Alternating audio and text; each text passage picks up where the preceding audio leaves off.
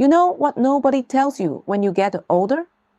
That the tiredness you feel, the kind that makes climbing stairs feel like climbing a mountain, that's not just age. That's not just how it is now.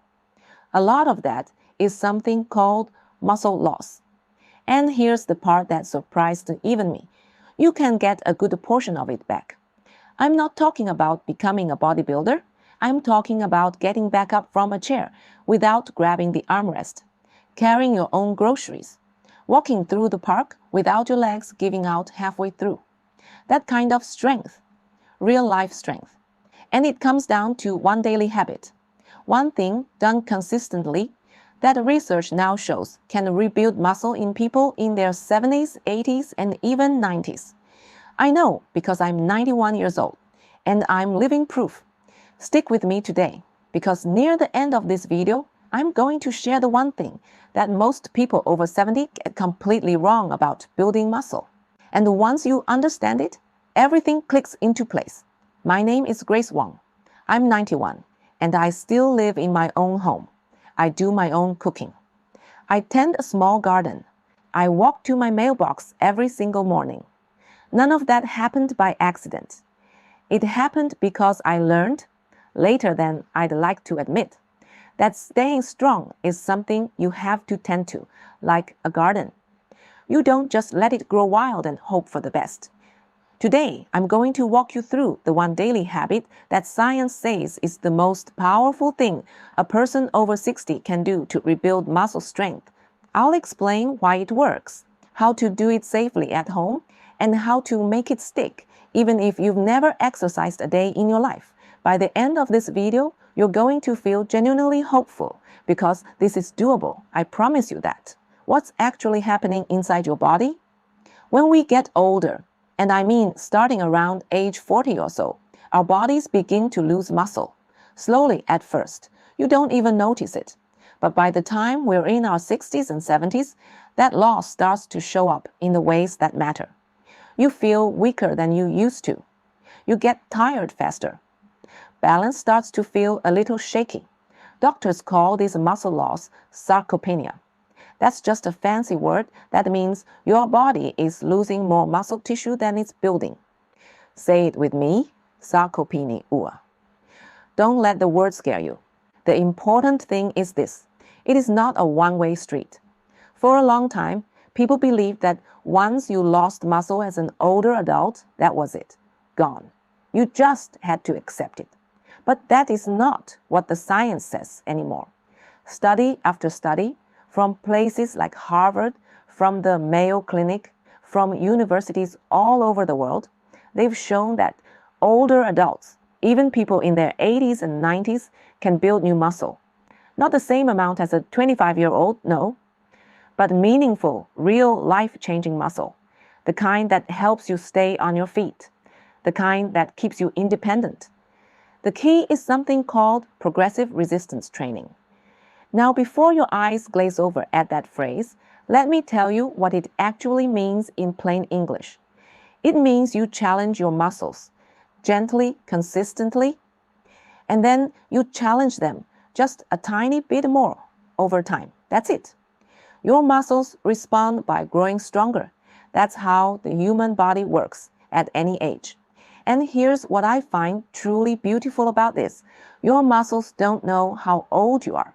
They just know whether they're being used or not. So, what is the one daily habit? The habit is this: strength training for 10 to 20 minutes every single day. Not once a week. Not when you feel like it. Every day. Or close to it. Now, I know what some of you are thinking. Grace, I'm not going to a gym. I have bad knees. I can't be lifting heavy weights at my age. And I'm here to tell you, you don't have to. Not even close. The exercises I'm going to share with you today can be done at home, in your living room, in your pajamas if you want. Most of them start from a chair. None of them require equipment. And they are safe, gentle, and genuinely effective. Before I go any further, I want to say this clearly. Please check with your doctor before starting any new exercise routine, especially if you have heart conditions, joint problems, osteoporosis, or any recent surgeries. This is important. Your doctor knows your body. What I'm sharing today is general guidance, and your health professional should always be your first stop. If anything I describe today causes pain, not just effort, but actual pain, stop and talk to your doctor or physical therapist. All right. With that said, let's get into it. Why every day matters more than you think. Here's something I didn't understand for years. I used to think that if I did some exercise on Monday, my body would just hold on to that progress all week, like a bank account. Make a deposit, and it sits there waiting for you. That's not how muscles work. When you're younger, your body is pretty forgiving. You can skip a week, come back, and bounce back quickly. But as we age, our muscles need more regular signals to stay strong. Think of it less like a bank account and more like a garden. If you water it every day, it grows. If you forget for 2 weeks, things start to dry out. Scientists have found that older adults benefit more from shorter, more frequent bouts of strength exercise than from long, infrequent sessions. In other words, 20 minutes every day beats 90 minutes once a week. That's not just my opinion. That's what the research consistently shows. Now, I want to be honest with you. Some days you're going to feel like you simply cannot do 20 minutes, and that's okay. On those days, do 5 minutes. Or do 10. The most important thing is that you do something. You signal to your body, I'm still here. I'm still asking you to be strong. I had a day last winter. My hip was achy. I hadn't slept well. And the last thing I wanted to do was exercise. But I sat in my chair and did 5 minutes of gentle leg exercises. Just 5 minutes. And when I was done, I felt better. Not perfect, but better. And I had kept the habit alive. That's the whole game, keeping the habit alive. So here's your first small win. Decide right now, where in your day will you fit in your 10 to 20 minutes? Morning, after lunch, before your evening television? Pick a time. Anchor it to something you already do every day. That is how habits stick. In the next section, I'll show you the exact exercises to do during those minutes. And I'll start with the most important one. The one researchers say has the biggest impact on independence for older adults. The exercises, starting from your chair. The single most important exercise for older adults is the sit to stand. I know that sounds almost too simple, but hear me out. Researchers have studied whether older adults can get up from a seated position without struggling. What they found is that this one movement, standing up from a chair, predicts a great deal about your overall strength, your balance, and your ability to live independently. When getting up becomes hard, your world starts to shrink. You stop going places. You stop doing things. You start needing help. So training that movement, the sit to stand, is directly training your independence. Here's how to do it safely. Sit toward the front edge of a sturdy chair. Not a wheeled chair, not a soft couch. A solid, sturdy chair. Place your feet about hip width apart, flat on the floor. Lean forward slightly. This is important. That forward lean helps you use your legs instead of straining your back. Then press through your feet and stand up slowly. That's it. Then sit back down, slowly and in control. Don't plop. Lower yourself with intention. If you need to use the armrest to push up, that is perfectly fine. Use them. As you get stronger over the coming weeks, you'll use them less and less. Start with 5 repetitions, just 5. Take a rest, then do 5 more if you feel up to it. Over the coming weeks, work toward 10 repetitions, then 15. You might also try slowing the movement down, taking 3 full seconds to lower yourself into the chair. That extra slowness is actually more challenging for your muscles, in a very good way. The sit to stand works your thighs, your bottom muscles, your core, and your hips all at once. It's like a full lower body workout, disguised as something you already do every single day. Now, let's add 2 more exercises. The second exercise is called a heel raise. This one targets your calf muscles and your ankles. Two things that are absolutely critical for balance and for walking steadily. Stand behind your chair and hold the back of it lightly, just for balance, not to hold yourself up. Place your feet hip-width apart. Slowly rise up onto your toes. Hold for 1 or 2 seconds. Then slowly lower your heels back to the floor. That's 1 repetition. Start with 10. Over time, do them more slowly. Your muscles work harder when you are slow and controlled. You'll feel this in the back of your lower legs. If you feel a little burn there, that's your muscles waking up. That's exactly right. The third exercise is a wall push-up. This builds your arms, chest, and shoulders, and it's much safer than a floor push-up for most older adults. Stand about 2 feet away from a bare wall.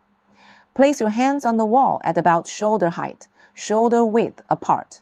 Slowly bend your elbows and bring your chest toward the wall. Then slowly push back. That's 1 repetition. Start with 8 to 10. Keep your body straight, like a plank leaning against the wall. Don't let your hips sag. Breathe out as you push away from the wall. So there you have it. 3 exercises. Sit to stand, heel raises, wall push-ups. Done gently and consistently, these 3 exercises together work most of the major muscle groups in your body. Let's pause right here for a moment. Could you try just the sit to stand before we go any further? Find a sturdy chair if you have one nearby. Do 5 slow repetitions. I'll be right here when you get back. Good. If you just did that, you're already started. You're already doing something most people only talk about. That matters more than you know. And that brings me to something I'd love to mention right here.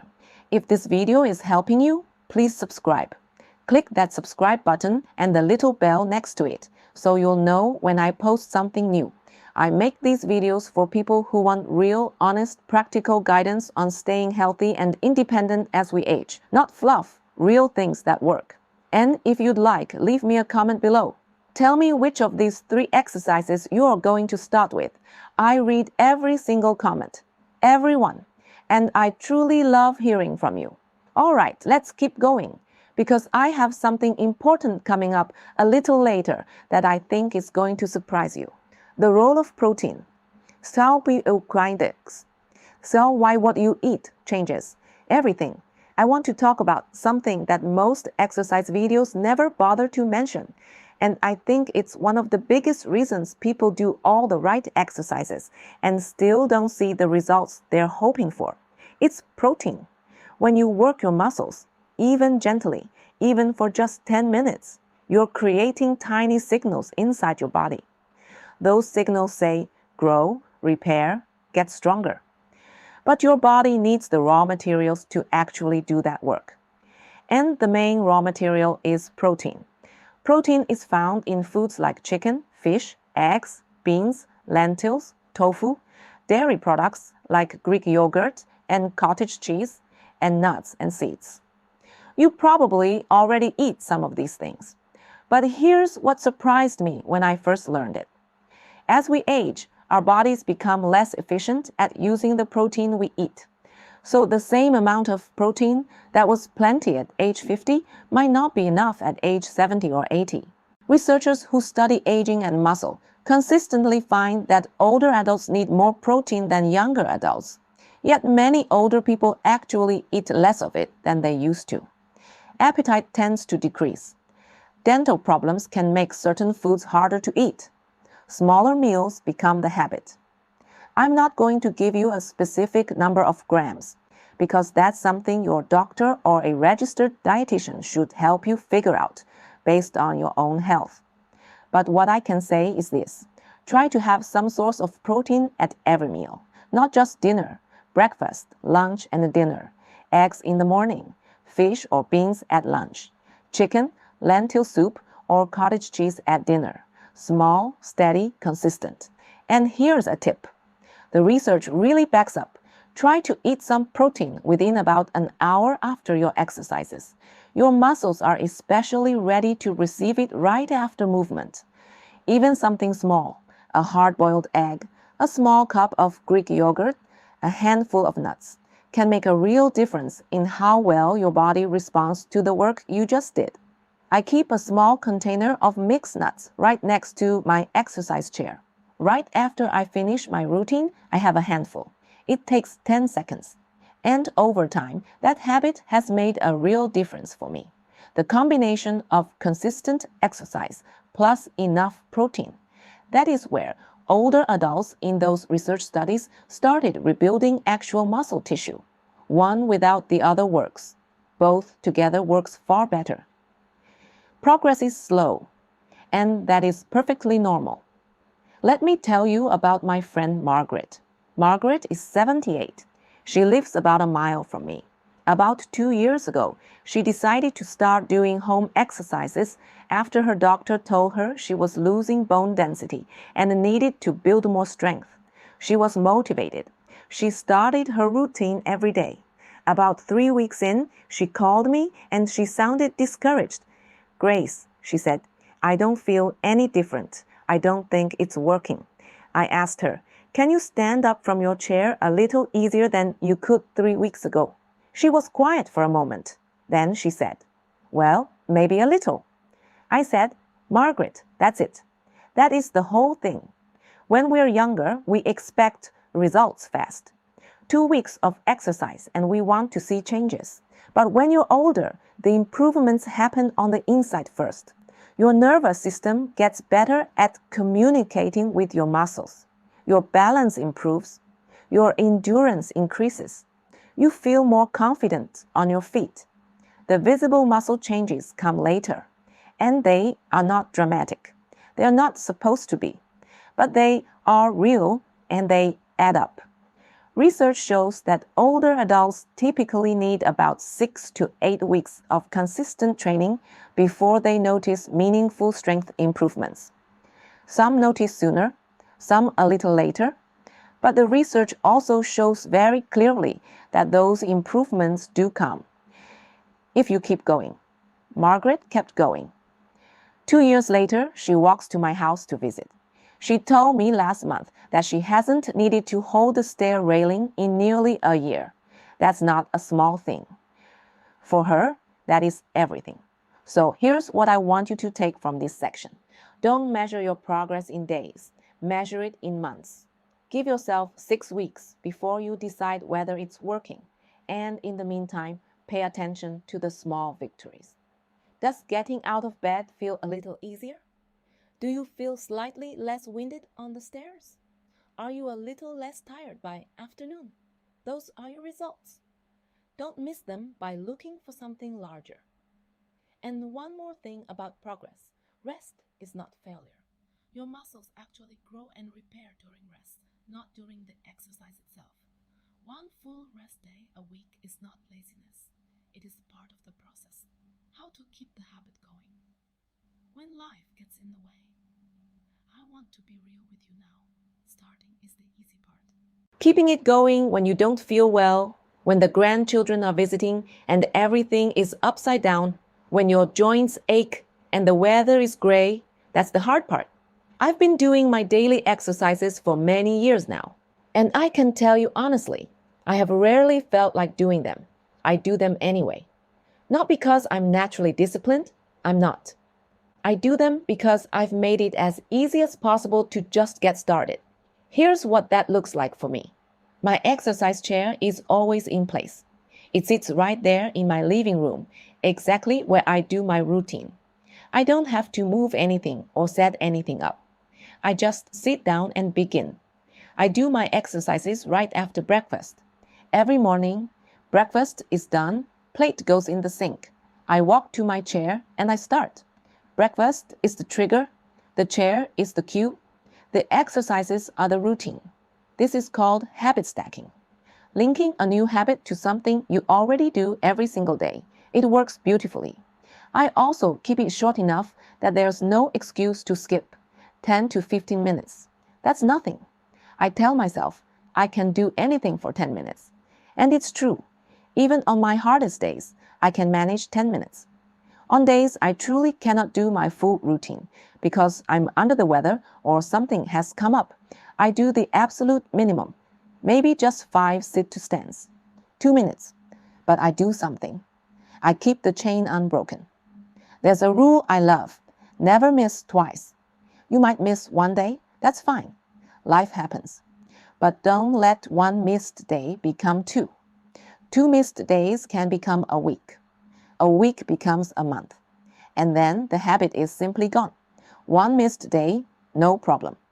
2 missed days, that's where you have to catch yourself. Here's something else that helps enormously. Tell someone what you're doing. Tell your daughter, tell a neighbor, tell a friend.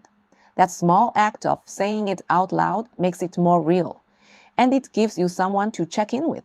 Or, better yet, leave a comment below this video right now. Tell me, I'm starting today. I will read it. And you'll have told someone, which means you're already more likely to follow through. The one thing most people over 70 get completely wrong. All right, I promised you this at the very beginning. Here it is. The one thing most people over 70 get completely wrong when it comes to building muscle. They think they need to work harder to see results. More weight, more repetitions, longer sessions, more pain. And when they push too hard and something hurts, they stop. They tell themselves, I guess exercise just isn't for me anymore. My body can't handle it. But that's the wrong conclusion entirely. The truth, backed clearly by research, is that for older adults, moderate effort done regularly produces better long-term results than hard effort done sporadically. You do not need to be sore to be making progress. You do not need to push yourself to the edge. You do not need to feel like you just ran a marathon at the end of your session. What you need is to feel that your muscles were working. There's a difference between the warm, pleasantly tired feeling of used muscles, which is good, and sharp pain or joint pain, which is a signal to stop. Effort should feel like a 6 or 7 out of 10, not 2, not 10, 6 or 7. Challenging enough that you're breathing a little harder, that your muscles feel warm and slightly fatigued. But not so hard that you're gripping your teeth or holding your breath. Holding your breath during exercise, by the way, is something many older adults accidentally do, and it can briefly raise your blood pressure. Try to breathe steadily throughout every exercise. Breathe out on the effort, on the push or the rise. Breathe in on the release. The other thing people get wrong is believing that pain or arthritis means exercise is off limits. I understand why it feels that way. But in most cases, gentle and appropriate exercise actually helps reduce joint pain over time, because the muscles around your joints grow stronger and better at supporting them. I want to be very clear. I am not saying push through pain. What I'm saying is that discomfort and pain are two different things.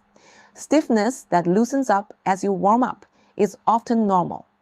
Sharp pain in any joint is a clear signal to stop and speak to your doctor. A physical therapist is worth their weight in gold for anyone who has injuries or conditions that make them unsure where to begin. Many insurance plans cover physical therapy visits. A good physical therapist can design a routine built specifically around your body, your knees, your hips, your back. So the wrong approach is go hard. Push through everything, do more. The right approach is go consistently, go gently, go just a little further each week. Slow and steady doesn't just win the race. Slow and steady is the only race worth running at this stage of life. Balance, because it goes hand in hand with strength. Before we wrap up, I want to spend just a minute on balance, because it goes together with muscle strength like tea goes with toast. When your leg muscles grow stronger, your balance often improves right along with it. But a few simple things done specifically for balance can speed that process up, and they take almost no extra time. The first one is standing on one foot. Hold the back of a chair for safety. Lift one foot just a few inches off the floor. Hold for 10 seconds, then switch sides. As you get stronger, hold for longer. Eventually, you might try holding the chair more lightly. The second one is heel-to-toe walking. Walk as if you're on a balance beam. Place one foot directly in front of the other, heel touching toes, for 10 slow steps. Turn carefully, come back. These 2 small additions, done a few times a week alongside your strength routine, have been shown in research to meaningfully reduce fall risk in older adults. And reducing fall risk is one of the most protective things any of us can do for our independence, your complete daily plan.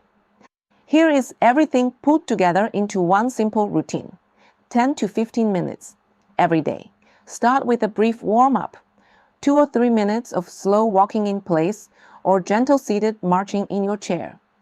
This warms your joints and gets blood flowing. Then your 3 exercises.